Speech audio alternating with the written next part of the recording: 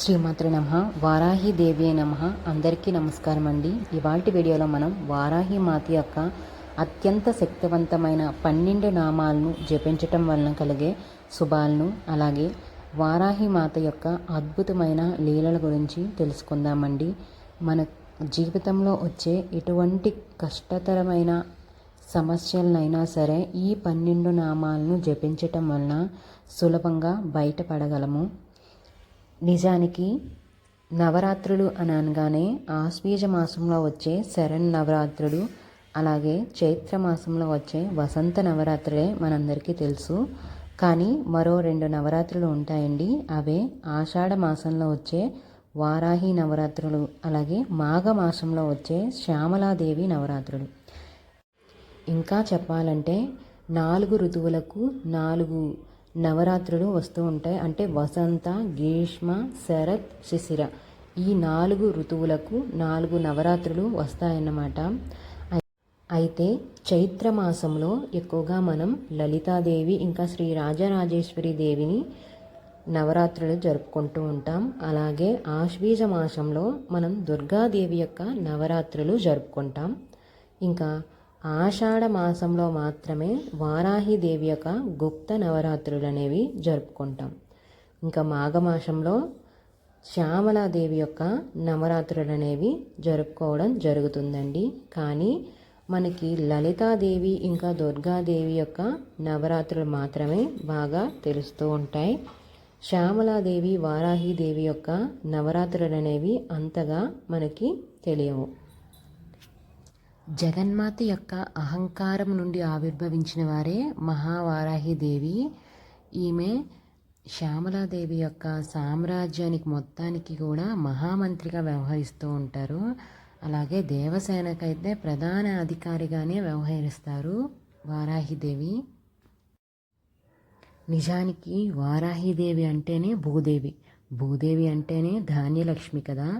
మరి దానితో పాటుగా అమ్మవారు ప్రతినిత్యము కూడా నాగలి ఇంకా రోకల్ని తన చేతుల్లో ధరించి ఉంటారు కదా. మరి వీటి యొక్క అర్థం ఏమిటంటే రోకలి ధాన్యాన్ని దంచి పొట్టు వేరు చేస్తుంది కదా. అలాగే మన జీవితాంతంలో చేసిన కర్మలను అమ్మవారు వేరు చేస్తారన్నమాట.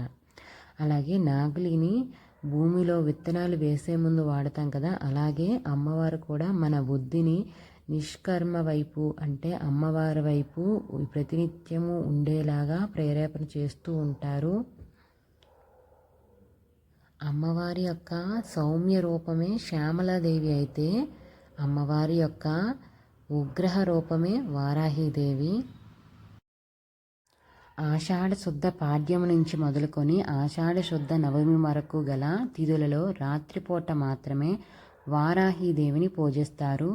వీటినే గుప్త నవరాత్రులని పిలుస్తూ ఉంటాం మనం.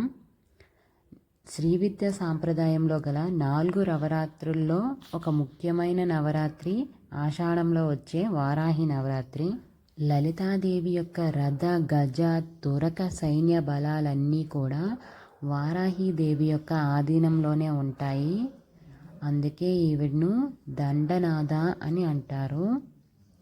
లలితా పరమేశ్వరి యొక్క 5 పుష్యబాణాల నుంచి ఉద్భవించిన శక్తుల ద్వారానే వారాహిదేవి యొక్క ముఖం అనేది ఆవిర్భవించబడిందని పురాణాలు చెబుతున్నాయి. నిజానికి లలితాదేవి యొక్క సైన్యానికి సర్వ సైన్యాధ్యక్షురాలుగా వారాహిదేవియే ఎప్పుడూ ఉంటారు. వారాహిదేవికి ఒక ప్రత్యేకమైన రథం కూడా ఉంది. దాని పేరే కిరిచక్రం. వారాహిదేవి యొక్క రథం ఎలా ఉంటుందంటే 100 వరహాలు లాగుతున్నట్లుగా ఉంటుంది. రథసారథి పేరుని స్తంభినీదేవి అని పిలుస్తారు.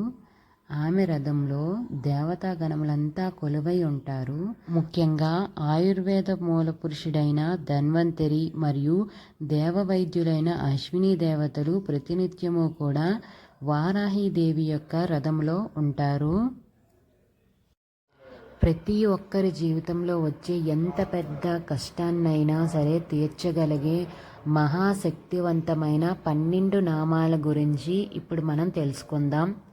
మీ జీవితంలో వచ్చే ఎటువంటి కోర్టు కేసులనైనా, భూ వివాదాలనైనా, భయంకరమైన మానసిక ఒత్తిడి నుంచైనా, లేకపోతే అశాంతిని తొలగించాలనుకున్నా సరే, ఈ వారాహి నవరాత్రులలో ఈ 12 నామాలతో అమ్మవారిని జపించడం వలన ఎటువంటి కష్టంలో నుంచైనా అమ్మవారు మనల్ని బయటపడేస్తారు. మరి అంత శక్తివంతమైన 12 నామాలు ఏమిటో ఇప్పుడు మనం తెలుసుకుందాం. ఓం పంచమ్యే నమః, ఓం దండనాదాయ నమః, ఓం సాంకేతాయ నమః, ఓం సమయేశ్వరాయ నమః, ఓం సమయ సాంకేతాయ నమః, ఓం వారాహ్యే నమః, ఓం పోత్రిణ్యే నమః, ఓం శివాయే నమః, ఓం వార్తల్యే నమః, ఓం మహాసేనాయ నమః, ఓం ఆగ్నేయ చక్రేశ్వరాయ నమః, ఓం అరిజ్ఞే నమః. ఈ 12 నామాలతో ఈ గుప్త నవరాత్రుల్లో అమ్మవారిని గనక పూజించినట్లయితే అమ్మవారి యొక్క పూర్తి అనుగ్రహం మనపై కలిగి మన ప్రతి కష్టాన్ని అమ్మవారు తీర్చగలరు. ఈ వీడియో కనుక మీకు నచ్చింది ట్రెండింగ్ షార్ట్స్ ఛానల్ను సబ్స్క్రైబ్ చేసుకోండి.